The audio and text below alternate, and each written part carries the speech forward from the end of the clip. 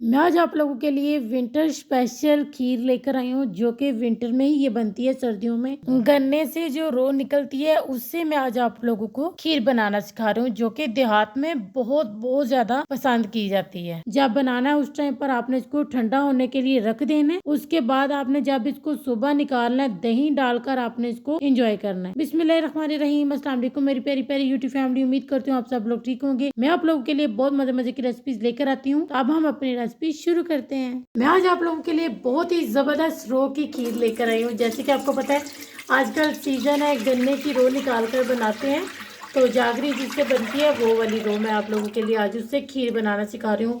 देहात में बहुत बहुत पसंद की जाती है और बहुत ही मज़ेदार बनती है। आपने इसको ज़रूर ट्राई करना है और आपने हमें इसका फीडबैक लाजमी देना है। हम तो इसको बहुत पसंद करते हैं और बहुत शौक से इसको खाते हैं। तो जिसके लिए हमने 10 लीटर रो ली है। अब हमने ये सारी डाल लेनी है। ये देखें, आधी हमने पहले शामिल कर ली थी, आधी हम इस टाइम पर इसमें डाल देंगे। ये देखिए हमने इसको छान लिया था। आपने भी जब इसको डालना है ना उससे पहले आपने इसको अच्छे तरीके से छान लेना है। ये देखिए इसमें से जो ये कचरा निकला इसको हमने फेंक देना है। इसको छानना बहुत ज़रूरी है। इस चीज़ का आपने ध्यान रखना है, कोई भी काम है उसको अच्छे तरीके से और दिल से करना चाहिए। और ये जब हम इसको देहात में बनाते हैं तो आपको पता है इस तरह की कोई भी सौगात बनती है उसको घरों में बांटा जाता है, घरों में दी जाती है, बहुत हेल्दी है। और इसको बनाने का बहुत आसान तरीका है। आपने हमारी वीडियो को लास्ट तक ज़रूर देखना है। और मैं इसको ज़्यादा सारी बना रही हूँ क्योंकि ये जब इसने पकना पक पक के ये थोड़ी सी रह जाती है। तो अब हम इसको पकाना शुरू करते हैं। इसका चूल्हा हम चलाते हैं। अब हमने इसको ऊपर से कवर कर देना है। जब तक इसको बॉयलर नहीं आता तब तक हम इसको पकने देंगे। ये देखें अभी इसका बॉयलर नहीं आया, तो अभी हम ये देखें, आप देख सकते हैं ये ऊपर खुद ब खुद ही मैल आना शुरू हो गई है। तो इसलिए हमने इसमें लस्सी डालनी है। आपके पास अगर दही हो तो आपने दही डाल देना। और ये देखें ये हमने लस्सी ली है, ये सारी ही हमने डाल देनी है एक साथ ही। ये देखें दही भी है इसके अंदर, तो हमने इन दोनों को मिक्स करके इसमें डाल दिया। इससे ये होगा कि ये साफ़ भी हो जाएगी और इसका कलर भी साफ़ हो जाएगा। और ये देखें अभी हम इसकी जगह थोड़ा सा ये जिसमें हमने इसको लस्सी को मिक्स किया था ना उसको साफ़ करके भी हमने इसमें डाल दी है। तो अभी आपने इसके अंदर चम्मच को बिल्कुल नहीं डालना, लस्सी ने खुद ब खुद ही इसके अंदर सारे ही मिक्स हो जाना है। तो आपने इसके अंदर चम्मच को बिल्कुल नहीं डालना। और ये जो लस्सी हमने इसमें डाली है ना, इसने इसके अंदर जो ये कचरा है, गंद है, ये सारा खुद ब खुद इसने ऊपर ले आना है। ये देख सकते हैं कि अभी से ये देखें आपको ये किसी किसी जगह से वाइट वाइट और ये देखें नीचे से इधर से नज़र आ रहा है जैसे ये कचरा ऊपर आ रहा है। तो इसी तरह अब हम इसको पकने देंगे। ये देखें अब हमने इसका कवर हटा लिया और ये देखें इसके ऊपर ये देखें कितनी ज़्यादा मैल आ गई है।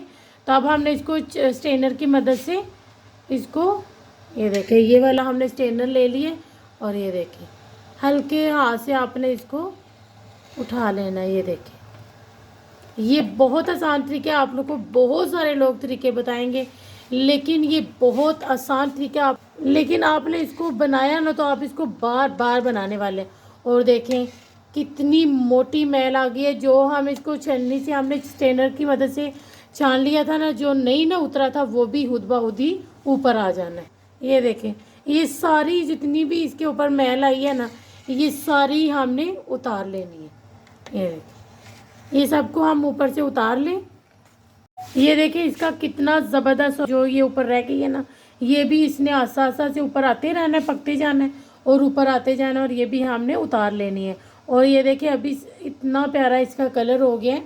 तो अभी हमने इसको मज़ीद पकाना है। अभी हम इसको इसी तरह पकाएंगे और जब इसमें मैल आती जाएगी हम उसको उतारते जाएंगे। अगर आपको लगे कि अभी हमारी जो रो है वो साफ़ नहीं हुई, अभी उसका रंग साफ़ नहीं हुआ, तो आपने जो है ना इसमें मज़ीद दही या लस्सी इसमें डाल देंगे और उसको फेंट कर, अगर दही डालेंगे फेंट कर उसमें थोड़ा सा पानी आपने ऐड कर लेना, उसको मिक्स करके लस्सी बना के आपने डाल देनी है।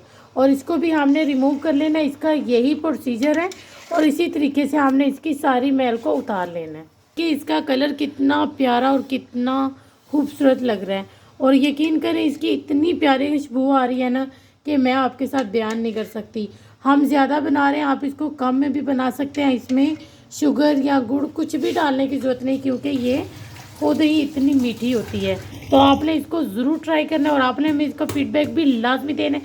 हम आप लोगों के लिए सेम देहात स्टाइल और गांव की सौगात लेकर आते हैं जो कि बहुत पसंद की जाती हैं और सर्दियों में बहुत शौक से खाई जाती हैं। हम आपको इसका कलर दिखाएंगे। ये देखें कितना खूबसूरत कलर है। पहले आपने देखा था इसका कलर किस तरह का था। हमने इसमें चावल डाल देने हैं। चावल भी आपने नए वाले लेने हैं, जो हैं वो सारे आपने अच्छे तरीके से धो लेने हैं और नए चावल डालने हैं, पुराने चावल आपने नहीं डालने। अब हमने चावल को इसमें डाल लिया। अब हमने इसको 1 मिनट के लिए हिलाना है कि ये आपस में चिपके नहीं। जो कि नए चावल होते हैं वो एक दूसरे के साथ जुड़ जाते हैं, तो इसलिए आपने इसको हिलाना है। तो अब हमने इसको पकने देना है। अब हम इसको ऊपर से कवर करेंगे और कवर करके हमने इसको पकने देना जब तक हमारे चावल अच्छे तरीके से गल नहीं जाए। चाहे जितना भी टाइम लगे, ये नीचे नहीं लगेंगे। इस चीज को आपने बेफिक्र हो जाना है और आपने इसको रख कर भूल जाना है। आधे से पौने घंटे के लिए आपने भूल जाना है। जब आप समझे कि इसके चावल गलने लगे हैं, चम्मच चलाना शुरू कर देना है और आपने इसको हिलाते रहना है और फिर आपने इसको एक बार मिक्स करना है। ये नहीं कि आपने मुतवातर लगे रहना है। एक बार आपने इसको मिक्स करके फिर से छोड़ देना है। और ये देखिए हमारी जो अल्हम्दुलिल्लाह खीर है वो गाढ़ी होना शुरू हो गई है। तो आपने बस इसको इतना पकाना है, इतना पकाना है कि ये गल जाए। और ये बहुत आसान है, बहुत मजेदार खीर बनती है, बहुत मजेदार बनती है। आपने इसको जरूर ट्राई करना है और आपने हमें इसका फीडबैक लाजमी देना। अब हम इसको इसी तरह पकने देंगे। ये देखिए चावल कितने जबरदस्त से गल गए हैं। इसको हम इसी तरह पकाते रहेंगे। बीच बीच में हम इसमें चम्मच चला देंगे। हमने इसमें मूंगफली उतनी डालनी है जितनी आपको पसंद हो ना, उतनी आपने डाल लेनी है। हमने तकरीबन 2 कप मूंगफली डाली थी। आपको जितनी भी पसंद हो आप अपनी मर्जी से डाल सकते हैं। आप इसको स्किप भी कर सकते हैं। ये वैसे इसमें मूंगफली बहुत मजे की लगती है। अब हम इसको